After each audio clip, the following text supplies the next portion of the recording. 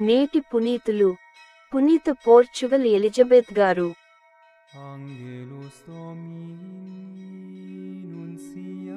నీవు వెళ్ళిన ప్రజలకు ప్రవచనము చెప్పుము.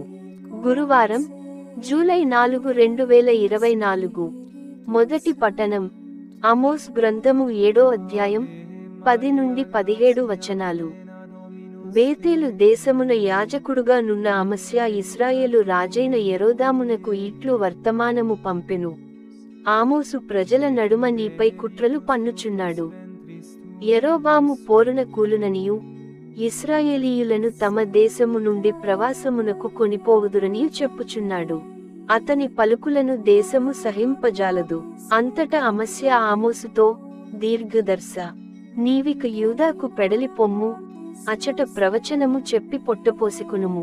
ఒక బేతేలున మాత్రము ప్రవచనము చెప్పవలదు. ఇది రాజు కోవెల, ఈ రాజ్యమునకు చెందిన దేవాలయము అని అనెను.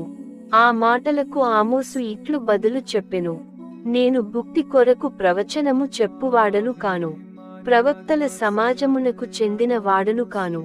నేను మందల కాపరిని, అత్తి చెట్లను పరామర్శించువాడను. కాని ప్రభువు గొట్టెల కాపరినైన నన్ను పిలిచి నీవు వెళ్లి ఇశ్రాయేలీయులకు ప్రవచనము చెప్పమని ఆజ్ఞాపించెను. కావున నీవు ప్రభువు మాట వినుము. ఇశ్రాయేలీయులకు ప్రతికూలముగా ప్రవచనము చెప్పవలదు, దైవోక్తులు పలుకవలదు అని నీవు నాతో చెప్పుచున్నాను.